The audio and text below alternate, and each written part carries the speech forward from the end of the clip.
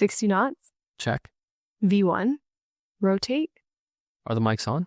The mics are on. All right. Hello, everybody, and welcome back to episode 4 of the Blue Skies podcast. Today, we have a very, very special guest, retired Major Micky Colton. Welcome. Thank you. As well as past LC recipient with the Northern Lights Aero Foundation. We're really excited to have you here with us today. Thank you for making the trip out. My pleasure. We're excited to hear about your journey. It was great to have you recognized for the LC award. And so to have you back with us, just seeing how life has been and catching up with you. Excellent. If you don't mind, we'll start with you telling us a bit about your journey, how you got into aviation and how it all started. Absolutely. When I was about 18, I got a free flying lesson coupon, like a coupon to have a lesson. And my boyfriend at the time said, "Oh, you can't do that. You know, you're a girl." Kind of a horrible thing to say, but that was true. And of course, I have no idea whatever happened to him, but I did go out to the airport and start flying. And it was at Waterloo Wellington Regional. Yeah. I flew until I ran out of money. And that kind of sent me on my journey. I was in the kitchen with a friend and she said, "Why don't you just join the Air Force instead?" Didn't have any idea that the Air Force had not been taking women all the way along. So off I went to the recruiting center in Kitchener, and that's kind of where the process started. So we read a little bit about you, and there was a rumor that you wanted to be a vet when you were younger. I assume this was before Waterloo? It was, yeah. Since I was a little kid, I've been kind of animal crazy. My future plan was to be a veterinarian, and I had to go and do some upgrade of my high school math. So I actually did that upgrade at University of Guelph, which is where I would have gone for veterinary training. And when I had a look really at the perspective of what it took to get through that course, I thought there's not a chance that's going to happen for me. I don't think. I just didn't have the dedication and I'm not sure whether, I had what it took to do it. I think now, perhaps looking back, it would have been something I could have done, but it would just seem really daunting. All those years of school, no guarantee that you're going to get accepted into the course. So I thought maybe alternates were more up my alley. Yeah, that's very interesting. We also read that your husband was your first flight instructor. If you could speak a little bit about how your relationship grew, how you guys met, and even though you both were in aviation, had a busy lifestyle, how did you guys accommodate and make do? That's a really excellent question. He was my first Herc instructor. So not my first flight instructor, but my first Herc instructor. I met him, of course, when I got to Trenton to the training squadron. And I walked in the room and I thought, I like the way this guy moves. And then I flew with him and I liked the way he flew. He's an excellent pilot. Most pilots are average, right? We're good. We're average pilots, but he was extraordinary. Could just make the airplane dance, which is something with an airplane as big as a Herc. So, it was pretty impressive. So our relationship kind of grew from there. It started based on admiration and respect and went from that point forward. Took a few years to kind of corral him, but I worked it. Yeah, I worked it.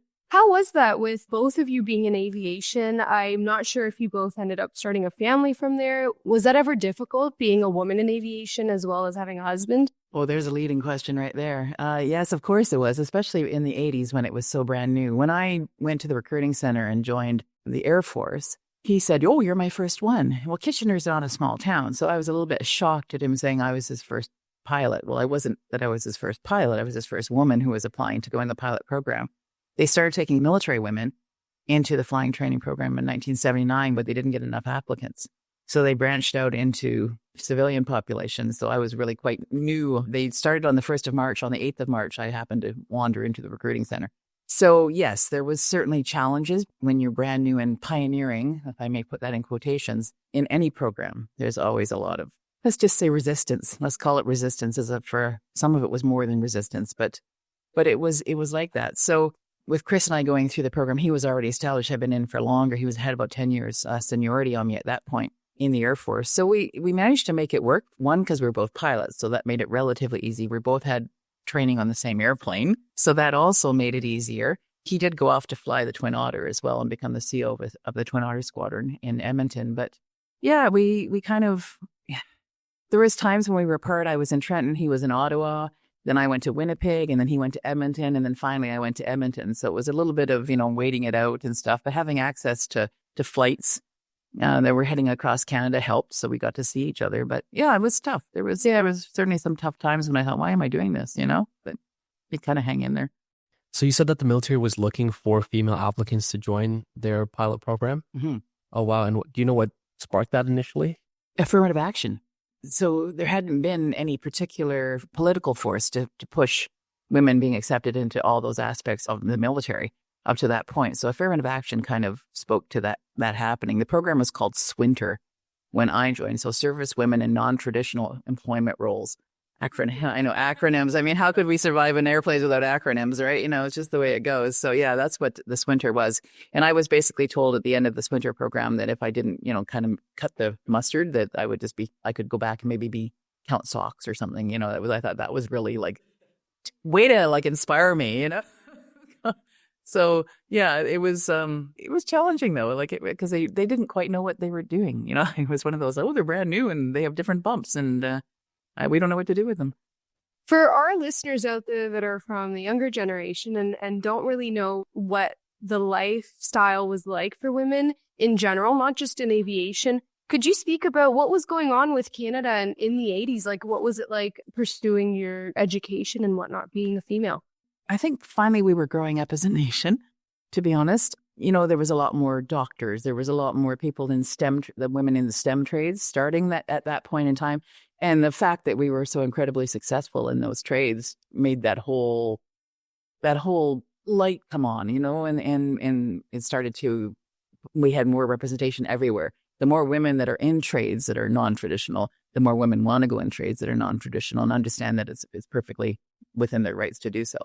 So I think it was great it was kind of cool to be a role model in some ways and terrifying all at the same time, I think an important message that we've started to hear, not only as students, but for me as a female in aviation, is that representation matters. And I think that kicking that off, whether they be in aviation as pilots or just women in STEM fields, like you had mentioned, I think that might be very monumental for those women back in the day. Oh, absolutely. We were less than 1% in the aviation trade. So they opened it to navigators, which has, of course, the name has changed of that trade, to pilots.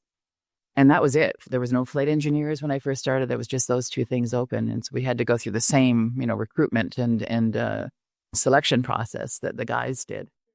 You were one of the first to join, and obviously at a time that this was just opening up for women. What was your family support like during that time?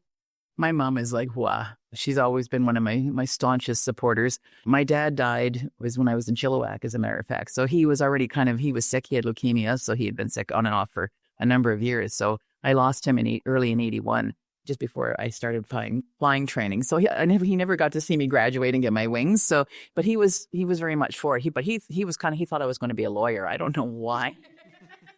I don't know why he thought that, but mom was like, "Whoa, you go, girl." She was born before her time. I think, she would have been quite happy to have done that kind of role or done that kind of training. So yeah, they were very strongly supportive. Do you think that really helped you during that time? Yeah. My mom had a poster in one of our rooms and it said, "One thing you can give your child is roots. The other one is wings." And it was before I'd ever, even thought about joining the Air Force. So that kind of tells you where she was coming from anyway.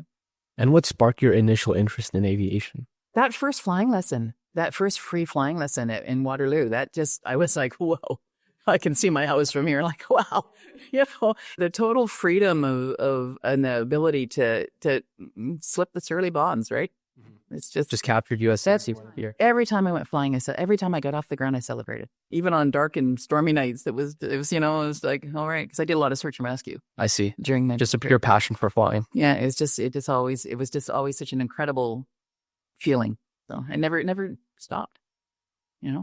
Do you still fly at all now? I totally got my fix. I was on the same airplane. I was really lucky to be on the Herc for so long. I got to do everything with it.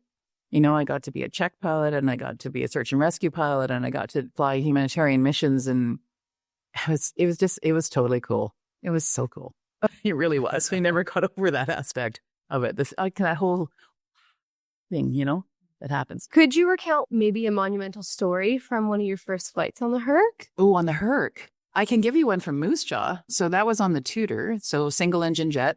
One of my very earliest solos, they do your ICHT stuff, your clear hood training first, with a little bit of instrument work thrown in, so that you can read which side is up and stuff. And I was sent out into the area to do some aerobatics, some baby aerobatics. And my instructor said, okay, when you're done, come back in, join the circuit, and full stop. And I said, okay, got that. So off I went by myself. I was out in the area, and the tower called and said there was some weather coming in, and we were all called back into the pattern. Well, there's parallel runways in Moose Jaw. So you did touch and goes on the outer, and you came around and did your full stops on the inner runway. So I came back to the outer, and as I was coming downwind, one of the other students and instructors flew in and kind of got between me. And so I asked to be able to turn over, to go over to the inner. They cleared me into the pattern. I flew through, turned right to join the inner pattern, and I flew right into the weather. There had been a fire, a grass fire. So a prairie grass fire is a pretty enormous thing, and had just put it went 0-0. Oh, wow. And I didn't have instrument training. I couldn't do an instrument approach. I didn't know how. I knew how to fly, straight and level, climb, turn, speed up, land. I said, I need to turn. I'm in weather. And they waited. There was this long pause, and they called me over, and I went to turn, and I was completely IFR. Like, I was like being inside a cotton ball. I panicked, of course, a little. Understandably, I mean, my heart, like, I had turned off my transponder because you're in the circuit. I was wearing a parachute, but I was moving the straps on the parachute. So when I finally went, I can't look outside anymore. And when I went back to instruments, I was in about a 70-degree bank turn heading towards the ground. Oh my God. And because you got to try to get away from the weather, right? So I went, that's not going to work. So I slapped the stick and hit the power and started to climb. And I broke out at 19,000 feet. I went right through an airway, apparently. I ended up talking to the tower, and I gave them my call sign. I had a Dragon call sign at that time. And I just said, it's Dragon 214, and I'm lost. Because I really was. I didn't know where I was. I was just like, just get away from the ground as fast as you possibly can. So he put me into a lost triangle, the 2-minute lost triangles. So I flew that up there, and I had been in, they'd called it the 2,000-pound whistle for a reason. They didn't have a whole lot of gas in it. So they factored an instructor up to me with one of my course mates. I led my first two-plane formation. I got to be lead, and then we flew to Regina, and he just told me what to do. He was fantastic. And he said, okay, straight and level. Okay, I'm going to line you up on final in Regina. You just go in and land and just pull off the runway, and I'll come and I'll get you. And he flew in the weather. He moved between Moose Jaw and Regina, and about in the 20 minutes or so it had taken us to move there. So it was a wall of cotton ball. Like, it was just the most amazing thing. So when I got on the ground, my low fuel light had been on for, I didn't want to talk about how long it had been on for, but it had been on. So I'm thinking, I'm going to have to jump out of this airplane. They were thinking, after I found out about giving me vectors, to jump out. So that would have been a little exciting, more than I'd really wanted to do. But yeah, so I ended up on the ground, and when I called back to my flight and talked to my instructor, he said, I told you to stay in the circuit. I went, well, I really, really tried. So they came and got me, and he said I was going to make you fly home, but I thought maybe you'd had enough for the day. I said, yeah, I think I probably did. So yes, but I learned about flying from that. When they talk about the things that you learn about flying from, that was one of those things. I learned that I could trust my instincts in a pinch, that my brain would kick in and send me in the right direction. So I got very confident. IFR became one of my favorite things after that. And was that one of your first lessons? It was pretty early. Yeah, it was clear hood. I don't know. I don't even know what number it was, but quite early. Hadn't done any nav stuff, hadn't done a whole lot of instrument stuff. It was really early in the program. The fact that you noticed that you were in a 70-degree bank turn. Yeah, that was the thing. I thought that just could have been the last thing I ever saw. Yeah. Because we're only at 1,000 feet in the circuit. So it doesn't take long in an airplane traveling at 240 knots to get real close to the ground. Right? I haven't had anything like that. No, try not to. I don't necessarily advise it to maybe just take it to heart. Yeah, it still makes my heart go faster. Just thinking about it now, all these years later, and that was back in 1981. So yeah. Wow. Yeah. And I had a follow-up question about Swinters. So sure.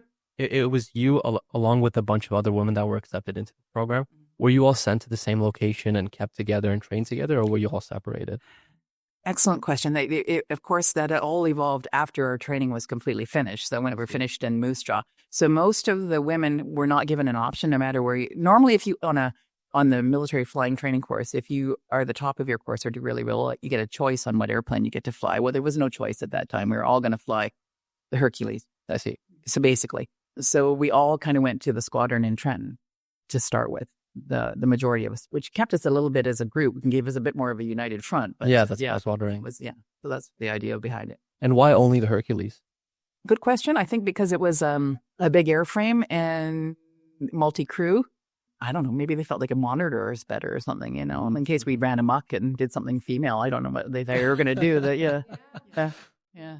That's where it got real challenging, though, was on that first squadron. That's where a lot of the biases started to really come in. During the training program, I didn't run into a whole lot, other than the instructors were a little afraid to socialize with you.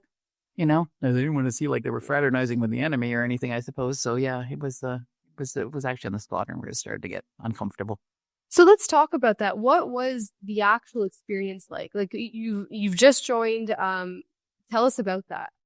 Well, there was I've never run into a lot of bias in my life. I guess maybe I was had a privileged platform perhaps or something. The bias always came at you out of left field, not where you were expecting it to come. I kind of thought it would be the NCMs, the non-commissioned guys, that, the sergeants, the flight engineers, and the load masters that gave me the hassle, but it wasn't.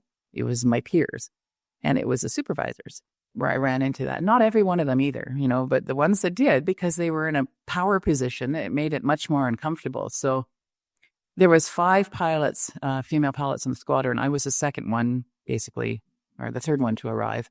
First 2 had come in kind of quietly, stoically going through the process. And the idea is you come in as a first officer and then you're trained and you do the lesson plans and you become an aircraft commander. That's what they call it. And so that's the process started, but it just got, there was snide comments. I had encounters in the hall with some dementos really that, I thought, get back in your hole. Yeah. And get away from me and stop telling me what you think I should do. So it did, and they were very direct, and there was sexual innuendo, and it was ugly. Yeah, it was just ugly. And I have a fairly good, robust sense of humor. So some of it, I had a girlfriend who was a nav, and she'll laugh if she hears this. She and I would go, okay, we have to go. So we go to the end of the runway. We wait for a C-130 to fly over our heads, and we would scream at the top of our lungs, just to get all that angst out, So there was a lot of noise. The people who lived around there must have thought we were dementos ourselves, but it was very frustrating, and it like all things, it finally came to a head. I went to Europe. We went to Lahr. We had a base in Lahr, and there was a 2-crew dinner there, and the aircraft commander on the other crew was the other woman, the woman who was ahead of me on the squadron, and I was the first officer on my crew. And we went out for dinner, and I was sitting across from the first officer on her crew. She wasn't there that night. And as the dinner went on, he had been drinking. That always brings out the best in people. And he kind of looked at me across the table like I'm looking at you. And he said to me, "You effing woman." And I thought, here we go. This is not going to go particularly well. And so I thought, you know what? I got out one of the paper napkins in my pen, and I said, "Go on." And he just hit me with everything, like I shouldn't be flying. And he actually said I should be home having babies. Wow. Was a group full of people there? Everybody was sitting at the table. Like there must have been 12 of us there. And they all went dead silent, like not a word. And I just wrote everything he said down. I thought, you know what? I'm mad. There was a movie at the time where the guy yells out, "When I'm mad as hell, I'm not going to take this anymore." That was my turning point. So I let him rant. And I said, "Are you done?" And he said, "Yeah." And I went back and I finished my dinner and drank the rest of my beer. And he obviously had more of his. And when I got home, I charged him. Good. And the whole squadron went into turmoil, as you can well imagine. Like, because he outranked me at the time. But I didn't care. So we had a meeting. We all sat around a table like this. And the only one that wasn't there was the commanding officer, who was aware of what had going on because I had talked to him about it. His secretary typed up the minutes for me from what I had said, and she kept going. And they finally said to me, they read out, he got to read what he had said, and he was a little, yeah. And at the end, they asked me what I wanted, and I said, well, I want him to apologize to me, and I want this to stop. I said, we are sick and tired. I said, all the women have been briefed about this. We all know what's going on here. I did not keep this a secret. And we are sick and tired of this attitude, and you're going to have to do something about it because we're not going to take it anymore. And it was before they got up with their zero tolerance policy, before all that stuff. Maybe that's what started it. Yeah. Yes. And it did help. because from then on, well, don't mess with it. With Garner Howell, which was my name at the time. She's got claws, and I said, "She's got more than claws." But not taking your BS anymore. So yeah, it did make a change, and all the other women kind of got on board with it as well, and just stopped taking it. It took a long time for attitudes to change, as it does. But if you have to just keep pushing at it until it happens, a lot of people, they can't deal with it. They just quit. They're not gonna try. But that's not kind of the way I roll. So I just kept pushing it. Was there ever a time where you were considering quitting? Yes, there was occasionally times when I fell in love with my husband and we got separated. There was times when I thought, okay, and they didn't want to post me, and I thought, well, I really want to be with him. I was getting to that stage in my life. If I was going to have a life, if I was going to have a child, I kind of had to be in the same place as him. That's how that works. It doesn't just happen from sharing toothbrushes. So that was probably the closest I ever came. And it was interesting because when I said, okay, you know what, I need to go out there and be with him. And he was in a different job. I mean, he outranked me as well. Why is that? Anyway, so they said, well, maybe we can make something happen if you really mean it. Well, yes, I really mean it. How many times do you have to say, And they did. They accommodated me, which was great. So and from then on, we were posted together. So that worked out really well. Yeah, for the rest of our careers, we stayed together. So it can happen. Miracles can happen. It sounds like you had some people on your side while you were in the military, but then there's also those other people that haven't really caught up yet. Yeah, exactly. And it was always interesting to me, and I never could sort out why I was such a threat. Why? What made me a threat where young Joe Blosdick was not a threat? What was it? Yeah. I'm in the Navy, and we also get so many briefings on zero tolerance, and it is such a reoccurring theme. You have to get this training. So to be sitting with somebody that could have been, you and your girlfriends have probably been the ones to spearhead that. So thank you for speaking up. And I'm hoping it's better. No, for sure. So how did those experiences change towards the latter half of your time in the military? That's good. I actually had a guy working for me, and one of the jobs I was one of the black hats, so one of the Czech pilots that did SAR upgrades and stuff. And I called him. I'd been doing an interview with somebody basically on that same theme about how things changed, and I wanted to know if he was telling people who he worked for what he said. Whether he said I was a girl or I was a major, or how he named how he described me.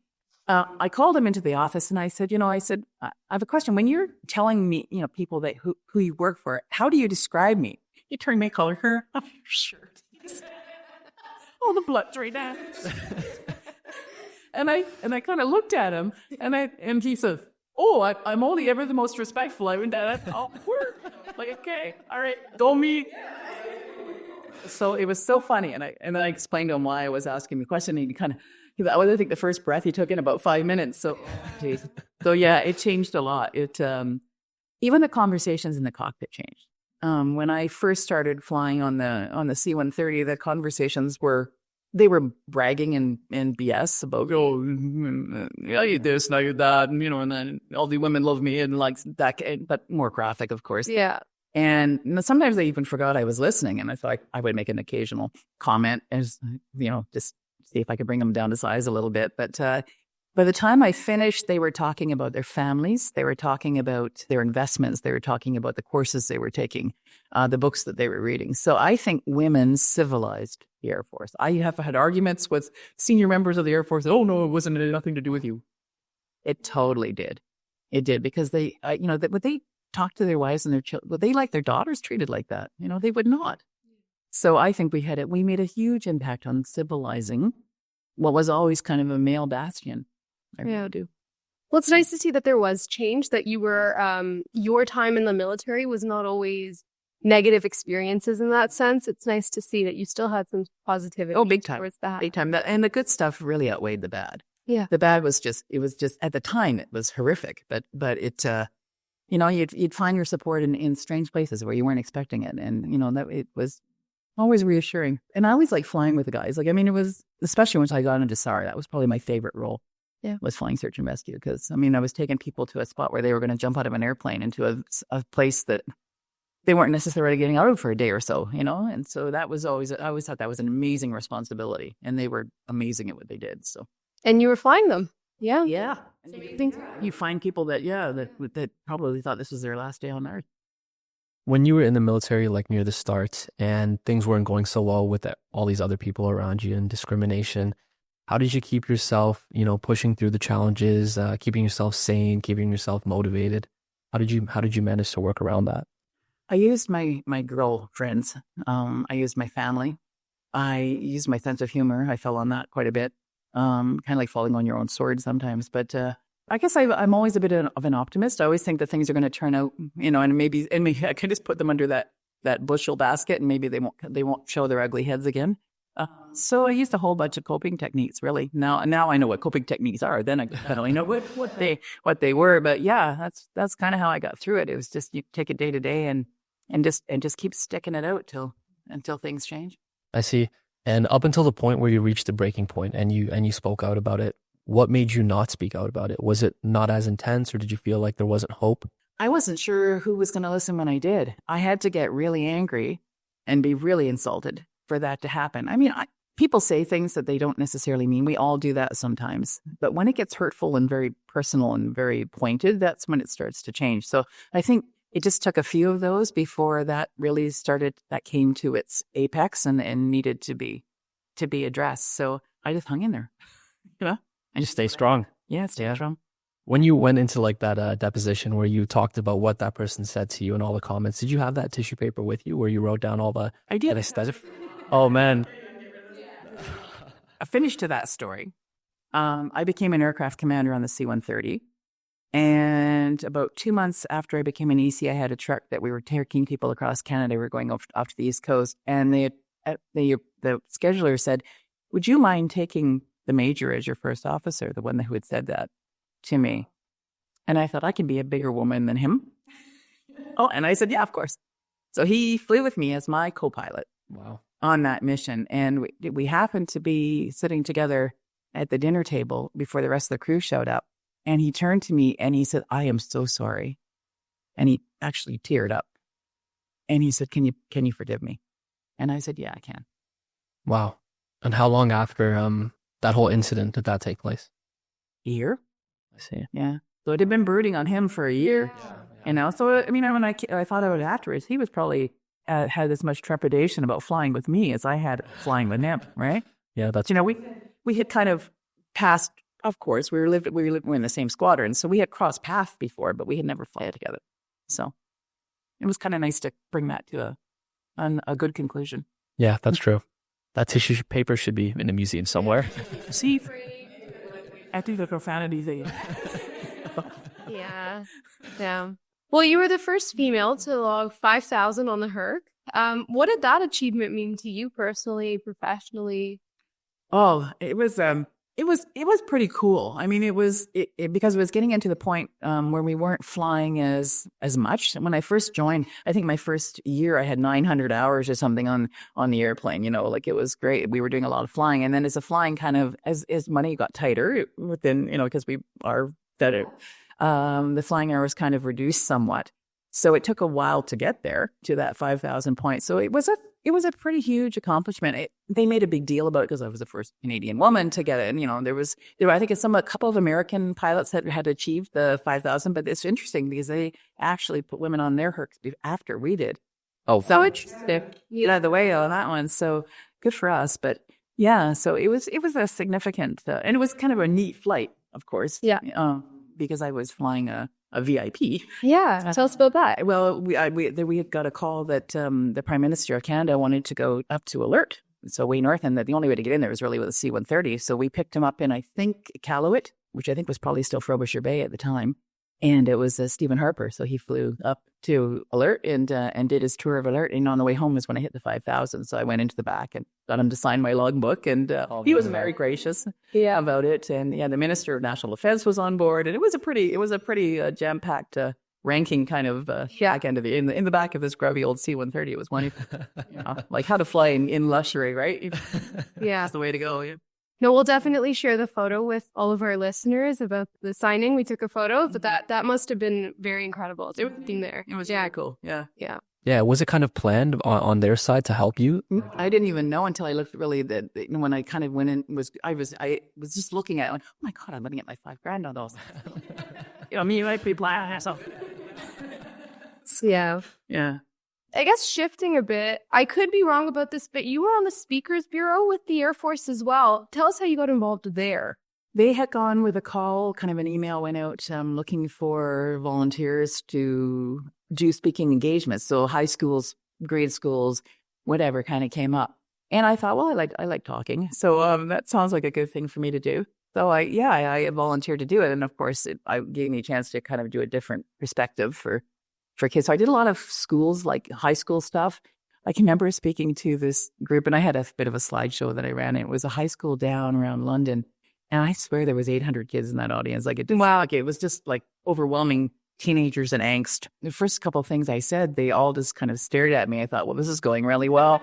And then I said, I started into my quips and stuff, and they started to relax and laugh. And I finally got questions at the end, and there was a lot of interest. But it was kind of an interesting experience, to say the least. But I did quite a bit of that. What was that like? What advice would you give to the young girls that you might have met during these opportunities? I basically would always say to them, you can do whatever you want. The sky is not limiting. Yeah. You can achieve anything you set your heart to do. You just have to want it bad enough sometimes. You make it happen, and don't let the naysayers get you down.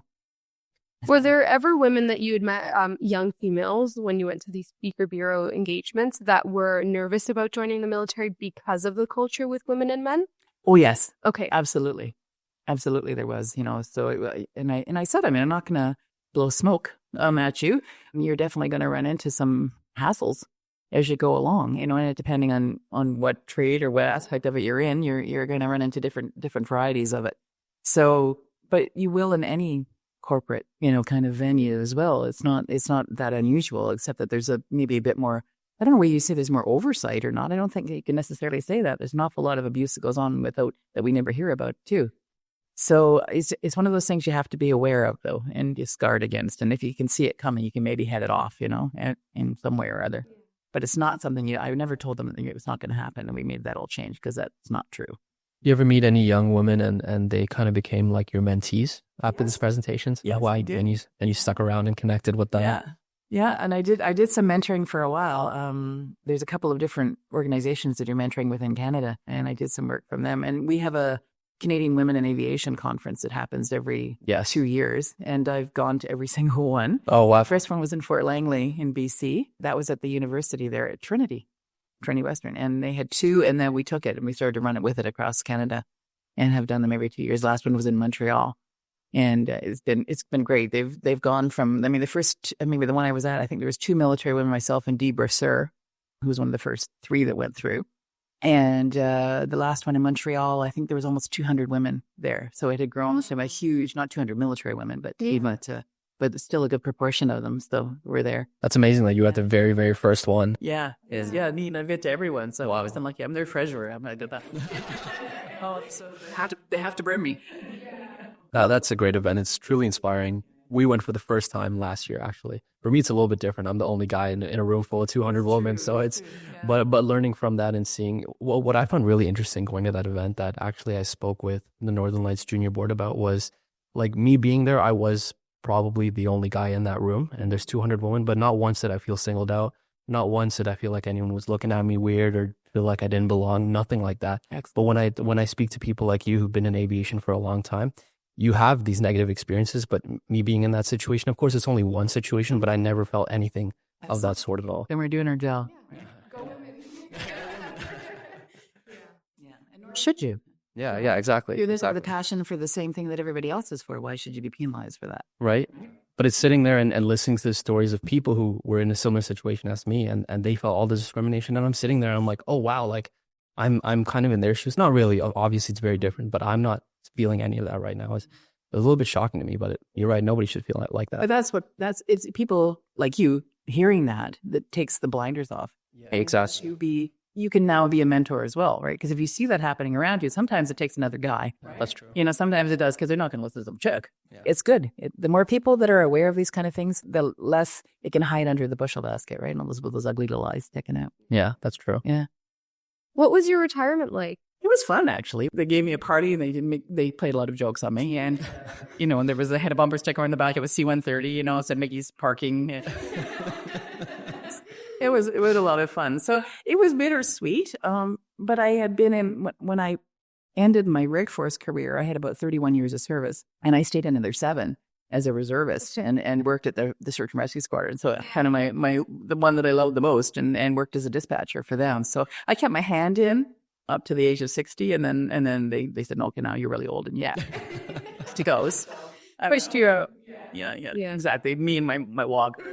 Wait a minute. So it was bittersweet, but as I said, I really feel like I got my fill. Like I got so much good flying, and I think what started the kind of the beginning of the end for me, the retirement thought, was I was flying on an airplane and I had flown with 3 of their fathers, of the crew members, 3 of their fathers. Yeah, it was so funny. They all thought that was amazing, and I thought it was just kind of weird. Yeah. Well, now you're involved with the Horse Sense Equine Guidance. So what was that like? I have been a horse fanatic since I was a little kid. I asked for a pony for Christmas and my birthday, my brother's birthday, and my mom's birthday, and everybody's birthday. Never got the pony. Not really understanding that it wasn't the buying of the pony, it was the keeping of the pony that was the pricey bit. So it wasn't until I joined the Air Force that I was able to afford to buy my own pony. And I didn't do that till we came back to Trenton and kind of settled in Trenton, and then bought horses and boarded them. I would get a horse and it didn't want to do what I wanted to do. I was a dressage rider. And so, you'd sell that horse and you get another horse. And there was always something wrong with that whole thing. So it wasn't until I retired and got into the reserves that I started exploring that aspect of equine life, and found out that probably every time that I sold one, I really hurt it. I hurt its feelings, because I don't think I ever realized how sentient they are and how caring and how emotional horses are. And so I started really exploring that aspect, and I got into what's called FEAL, which is Facilitated Equine Experiential Learning. So it's EAL, Equine Assisted Learning. It's all that kind of thing. It's therapeutic. I can't say it's therapy. I'm not a therapist, but it's very therapeutic. And it uses their sentience and their emotional stability to kind of help people, guide people through their own feelings. Yeah. And it's transformational. It is absolutely transformational. And it's so different, because I went from 18,000 horsepower to 4. And all who have minds of their own. The Her Calvo sometimes had a mind of its own, not quite as opinionated as my Henry is, but it was a very cool transition. And it went from a very black and white job, which flying really is black and white. There's rules, there's speeds, things have to go a certain way. The only gray part of the flying was the crew. Right, was dealing with the crew. I always found that part that kind of worked for me. I was able to do that. Sometimes I put my hands on hips, like, the mom look. When mom looks at you and says, don't do that. And it would really wear it on them. Even on drone men, it's fabulous. But with the horses, they kind of do the work for me. So I was in a craft show yesterday, and because I write books, I wrote books about their experiences with the horses for kids. And I said, these are my business partners. These books are about my business partners. And they're all 1,000, 1,500 pounds of them. They're fuzzy and they're my partners. Yeah. Yeah. That's wonderful. Yeah. And it's been busy. It was a really busy summer. COVID kind of shut everything down. That's kind of when I got qualified. And COVID went, nope, you're not doing that. So you have been doing it for a few years. Was this right after retirement, or did it take you a few years? Yeah. But I kind of stumbled in, serendipity being the way it is, stumbled into the training, and they accepted me. It was a year-long training course to get the certification, and the horses just go, oh, we can do this. You don't have to say much to them. They kind of start, and I brief them. It's funny, because when I go in the barn, they're all in the barn when they're going to meet some new clients, and I say, okay, guys, so this is what we're going to do today, and I like one of you to step forward, and who's it going to be, and they all decide among themselves. It's hilarious. Oh wow, to watch that, and they talk. They do communicate, even though they don't say it in words. They completely communicate. My big one said to a lady who had some very severe kind of emotional things that had happened to her, and he said to her, you need to look at me with your heart, not with your head. Yeah. And she wouldn't have touched him for love nor money up to that point, because he's big and he's scary. She thought he was scary, but it turns out he's not. He's really soft and gooey. After an extensive military career, what skills did you kind of pick up that helped you with the rest of the aspects of your life, including this? The ability to manage people. I mean, that was certainly part of the training. It was not something they specifically trained. It was just something that kind of happened. A kind of an ability to, I think, just to see things coming. a little bit because aviation is very much about foreseeing what's going to happen. You have to plan a heavier airplane, right? So planning ahead of your life sometimes. I was never particularly good at that. Long range planning was never really my strong points. My husband's excellent at it. Thank God somebody is. So it was something that it helped me to learn, at least to plan into next week for me, some scheduling and some business training and the whole thing, all of that, all of those aspects of my military career started to come into play. Not so much telling people what to do, but being able to work with them and find out what they needed to have happen. I see the soft skills that you picked up along the way. Yep. Looking back at your military career, is there anything that you per se regret? That I regret? No, I don't think so. I really don't think that there is. It's not something I necessarily planned to ever have happened. It was not that I wanted to be when I was a little kid. Yeah. Though some people do. I want to be a pilot. I want to be a firefighter, whatever. I wanted to be a vet. So it was never anything that I fell into it a little bit through serendipity again. It was just the right thing to do. Sometimes your gut tells you it's the right thing to do. And so it was the right thing to do. It had moments when I thought, why am I doing this? Like most jobs. I never really was that keen on paperwork. I had one boss that said, I come in, I tell you this is what I need you to do, and you agree with me, and then you do it your way anyway. And she'll still say that. If you asked her today, she would still tell you exactly the same thing. So, yeah, but it got done, so, yeah. At any point in your career, did you ever consider making the switch over to commercial or civil aviation? A few times. There was a couple times.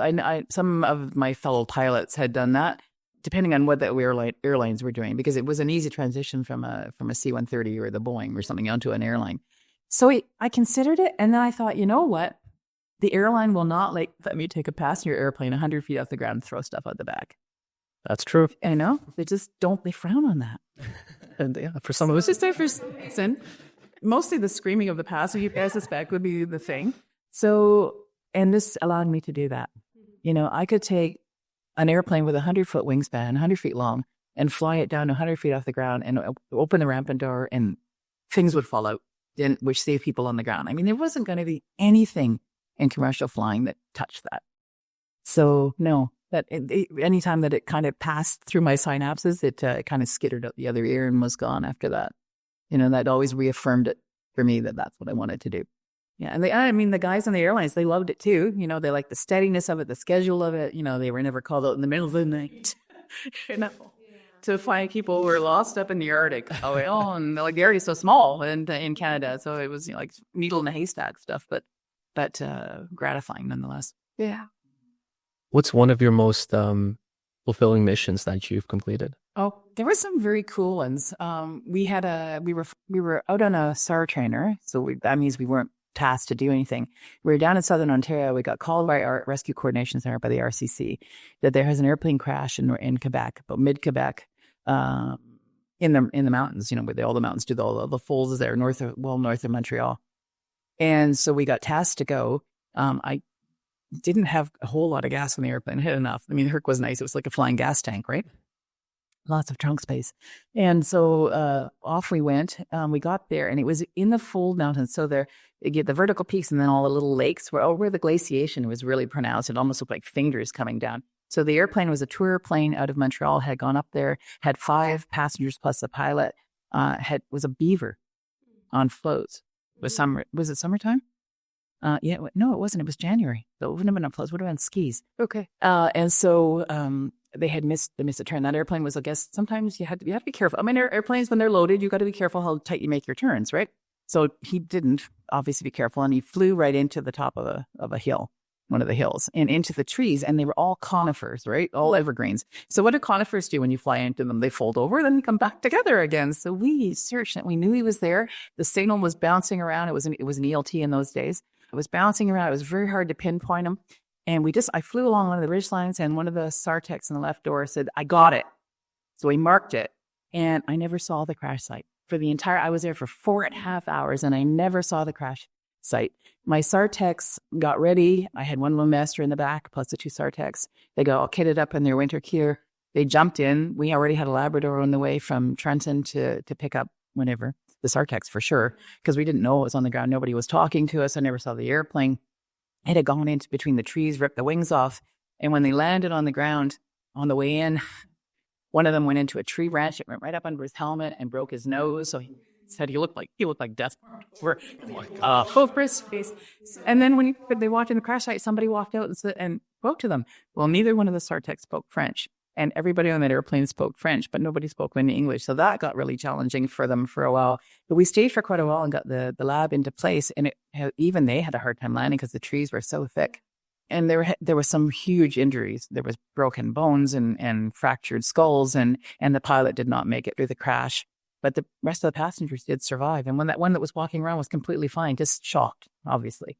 But it was a really charged kind of experience and moment, and we were super glad to find them and got them. They got successfully into the lab and got carted down to Montreal to the hospital, and they all survived. But there's some people that were visiting from France. I don't imagine they come back to Canada and are in a big, but we tried to kill them. But so it was a pretty neat situation for an afternoon, kind of a casual afternoon, and off you go to do this kind of amazing thing. So. Yeah. And you said you never saw the crash site. What do you mean? Spotted it.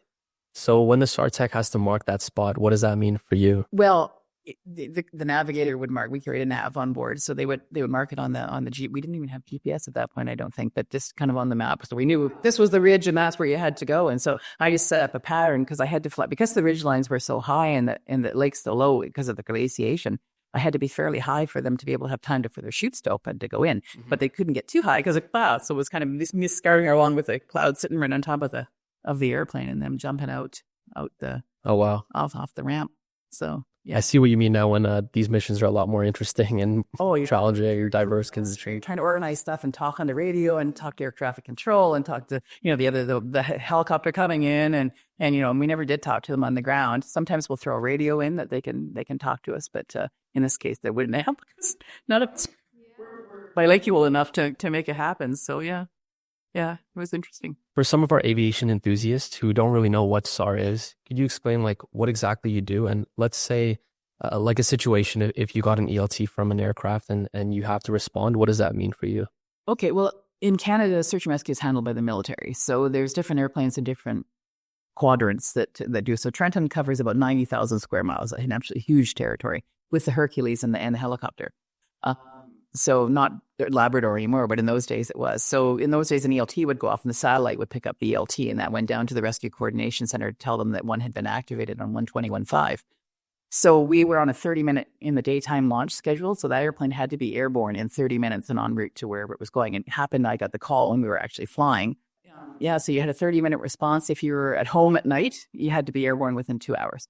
So that came in doing all your planning, all your preparation and flight plans, weather, the whole shebang, getting the airplane prepared because it was sitting more or less static, usually in a hangar in the winter because there was stuff on board. We had water and volatiles, and all the stuff that they carry that have to go to a crash site. So the SARTECs were always prepared for anything from water rescue to mountain rescue. That was all on board that airplane, which is so nice about it having a big trunk space that you could put all that stuff on board. So it's a very dynamic, though, very and it's a fine art. So you get it down to you do that and you do this and everybody has their role and you come together and you rock to the airplane and off you go.